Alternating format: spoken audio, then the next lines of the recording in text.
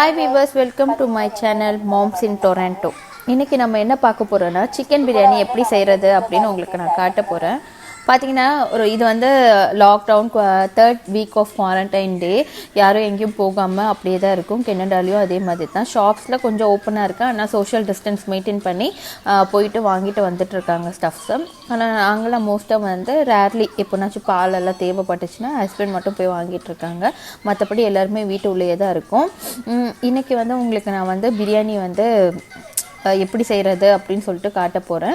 இது ரொம்ப ஈஸி தாங்க. வாங்க வீடியோக்குள்ளே போவோம், எப்படி செய்யலான்னு பார்க்கலாம். ஆனால் அதுக்கு முன்னாடி வந்து இன்றைக்கி வந்து நான் நைட்டு டின்னராக தான் பிளான் பண்ணியிருக்கேன் பிரியாணி.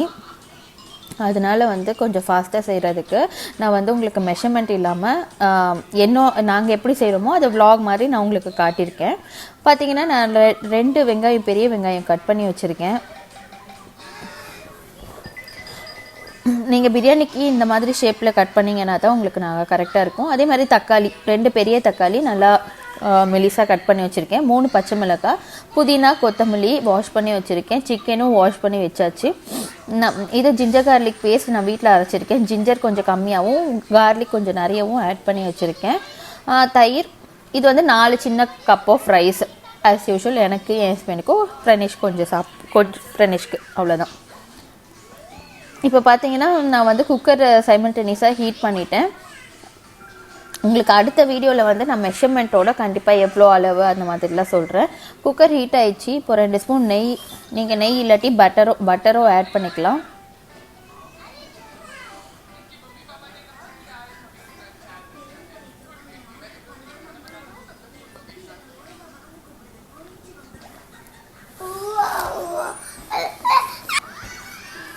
இப்போ வந்து பிரியாணிக்கு தேவையான அத்தியாவசிய பொருட்கள், பிரியாணிக்கு முக்கிய தேவையான பொருட்கள் பார்த்தீங்கன்னா இதுதான். இதை நான் ஆல்ரெடி பாரத்தை அரைச்சி பவுட்ரு பண்ணி வச்சுருக்கேன். அதான் பிரியாணி மசாலா. உங்களுக்கு அதை நான் எப்படின்னு நெக்ஸ்ட் வீடியோவில் கண்டிப்பாக போட்டு காட்டுறேன். உங்களுக்கு ஏதாச்சும் வேணும் மசாலாஸ்லாம் நான் போட்டு அரைச்சி காட்டணும் அப்படின்னா நீங்கள் வந்து எனக்கு கமெண்ட்டில் சொல்லுங்கள். கண்டிப்பாக பிரியாணி மசாலாலாம் நான் போடுறேன். இதுக்கு வந்து நான் இப்போ ஒரு 4 ஏலக்காய், பட்டை, கிராம்பு, லவங்கம் இதெல்லாம் ஆட் பண்ணிடுறேன்.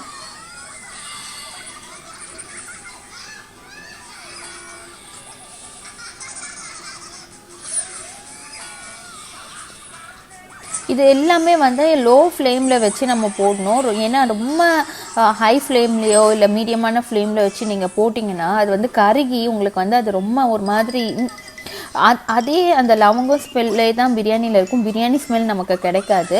இப்போ பார்த்தீங்கன்னா பேலீஃப் வந்து பிரியாணி இலையை வந்து ஜிப்லாக்கில் வந்து பிரித்து எடுக்கிறேன். ஜிப்லாக்கில் போட்டு வச்சு ரொம்ப நாளுக்கு முன்னாடி இப்போ எடுத்துகிட்ருக்கேன். சைடில் பார்த்திங்கன்னா ப்ரெனிஷும் அவங்க அப்பாவும் விளையாட ஆரம்பிச்சிட்டாங்க. பசங்களாம் ரொம்ப பாவங்க, வீட்டுள்ளேயே இருக்கிறது. எவ்வளோ நேரம் தான் ஆக்டிவிட்டீஸ்லாம் பண்ணுவாங்க. கொஞ்சம் கூட வெளியில் போகாமல் இருக்கிறதுனால ரொம்ப டென்ஷனாக இருக்காங்க. முடிஞ்ச அளவுக்கு நாங்கள் என்கேஜ்டாக வச்சுக்க ட்ரை பண்ணிகிட்ருக்கோம். மோஸ்ட் ஆஃப் த பேரண்ட்ஸ் பசங்களை வந்து ரொம்ப கொஞ்சம் நம்மளோட கோவத்தை அவங்கக்கிட்ட காட்டாமல் அவங்கள ஹாப்பியாக வச்சுக்க ட்ரை பண்ணுங்கள்.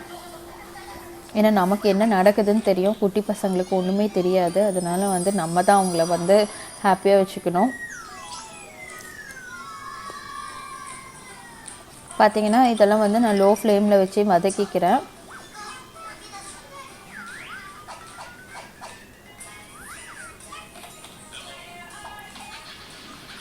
இப்போது இதில் 3 பச்சை மிளகாவை வந்து நான் முழுசாக கட் பண்ணி போடுறேன். கட் பண்ணி போட்டனாலும் நமக்கு டேஸ்ட் மாறும்.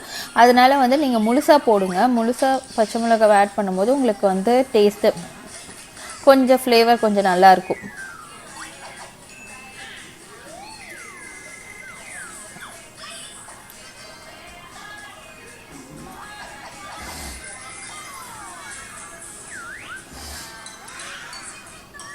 இந்த நேரத்துக்கு சுக்கு மிளகு டீ குடிக்கிறது தான் நல்லது. நான் உங்களுக்கு கண்டிப்பாக ஒரு வீடியோவில் வந்து அந்த டீ எப்படி போடுறதுன்னு காட்டுறேன்.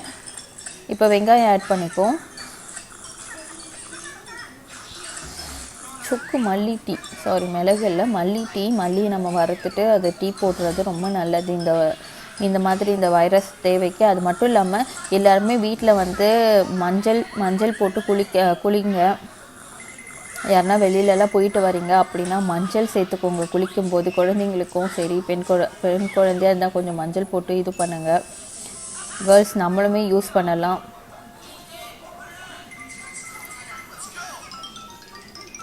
பார்த்திங்கன்னா வெங்காயம் நல்லா போட்டு மிக்ஸ் பண்ணி வதக்கிடுவோம். வெங்காயம் வந்து நல்லா வதங்கணும், பிரியாணிக்கு நல்லா ப்ரௌனிஷாக ஆகணும். எப்பவுமே குக்கிங்கில் வந்து நம்ம போடுற மசாலா பொருட்கள் வந்து நல்லா அதோட ஃப்ளேம் வதங்குற வரைக்கும் நம்ம மெயின்டைன் பண்ணணும். அப்போ தான் நல்லாயிருக்கும். இப்போ நான் ஜிஞ்சர் கார்லிக் பேஸ்ட் ஆட் பண்ணிக்கிறேன்.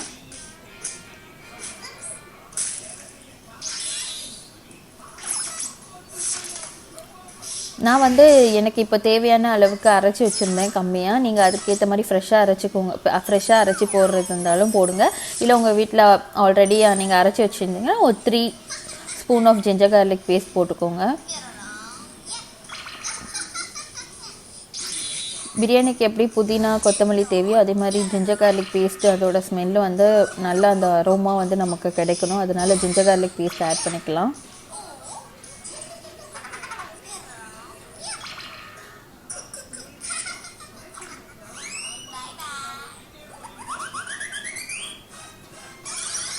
ஆஸ் யூஷுவல் ஜிஞ்சர் கார்லிக் பேஸ்ட்டோட ஸ்மெல்லு நல்லா போன உடனே இப்போ நம்ம தக்காளி ஆட் பண்ணிக்கிறோம்.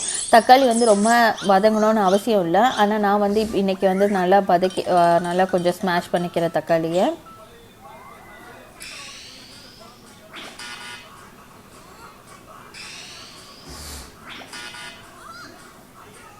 என்னோடய அடியில் வந்து கொஞ்சம் அடி பிடிக்க ஆரம்பித்ததுனால நான் கொஞ்சம் நல்லா பார்த்து சமைக்க ஆரம்பிச்சிருக்கேன். இங்கே கனடாவில் வந்து குக்கர் அதெல்லாம் நம்ம கொஞ்சம் பொருட்கள் தான் எடுத்துகிட்டு வந்ததுனால இருக்கத்தை வச்சு சமைச்சிட்ருக்கோம். இப்போ புதினா கொத்தமல்லி நல்லா வாஷ் பண்ணி நீங்கள் ஆட் பண்ணிக்கோங்க.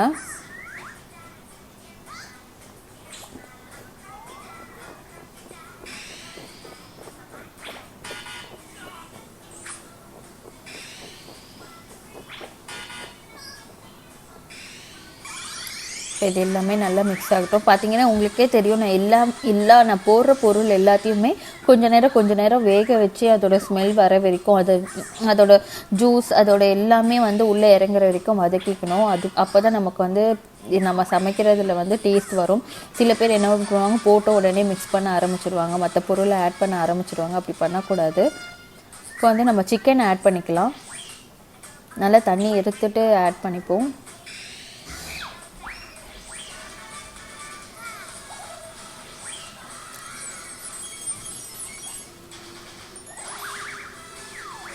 பார்த்திங்கன்னா இவ்வளோ தண்ணி இருக்குது. நான் இதை எடுத்துட்டேன் தண்ணி. ஏன்னா எனக்கு அளவு வைக்கும் போது அரிசி அளவு வைக்கும் போது எனக்கு குழஞ்சிடும்ன்றதுனால நான் தண்ணி வந்து எல்லாத்தையும் எடுத்துட்டேன். சிக்கன்லேயே ஆல்ரெடி தண்ணி வரும் நமக்கு. சிக்கனை வந்து இப்போது ஜிஞ்சர் கார்லிக் பேஸ்ட் புதினா இதோட நல்லா மிக்ஸ் பண்ணி கொஞ்சம் நேரம் வேக வச்சுக்கோங்க. அப்போ தான் நமக்கு வந்து அந்த ஃப்ளேவர் ஆஃப் சிக்கன் உள்ளே இறங்கி நமக்கு பிரியாணியில் டேஸ்ட் கிடைக்கும். இப்போ இது கூட வந்து நான் வந்து தயிர் சேர்த்துக்கிறேன்.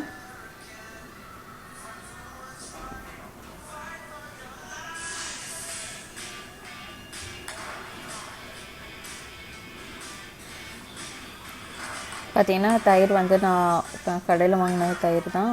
நான் ஒரு 2 ஸ்பூன் ஆட் பண்ணிக்கிறேன்.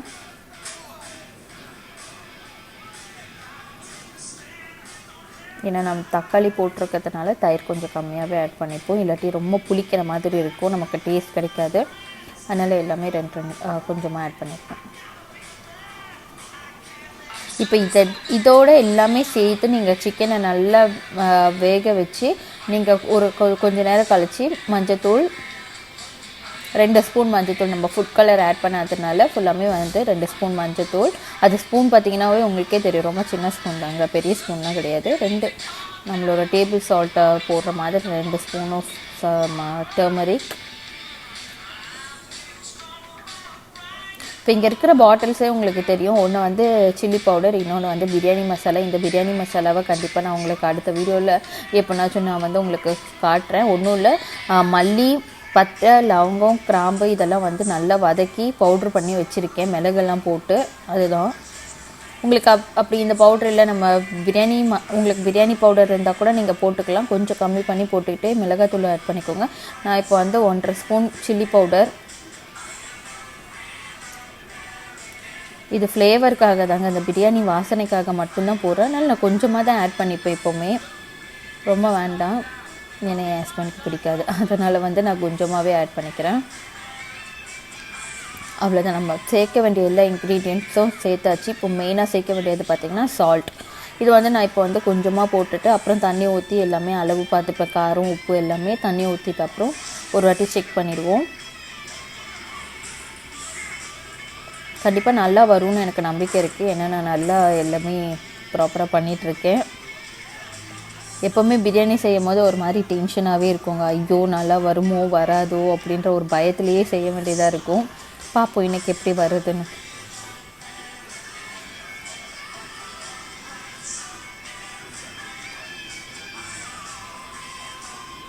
இதுதான் இந்த டம்ளர் அளவு தான் நான் ரைஸ் எடுத்திருக்கேன். இப்போ அதே டம்ளரில் நான் 4 கிளாஸ் ரைஸுக்கு 5 கிளாஸ் தண்ணி எடுத்திருக்கேன்.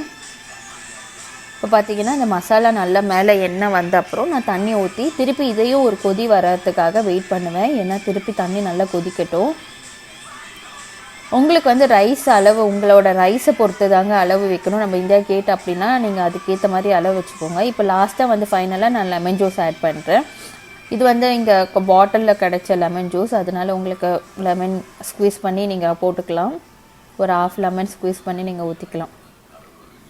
இது கொஞ்சம் புளிப்பு கம்மியாக தான் இருக்கும், அதனால் நான் ஒரு 2 மூடி ஊற்றிக்கிறேன். ஆல்மோஸ்ட் எல்லா மசாலாஸ் டன். பார்த்திங்கன்னா கொதிக்கவும் ஆரம்பிச்சிருச்சு. சிக்கனும் நல்லா கொஞ்சம் வெந்துருச்சு.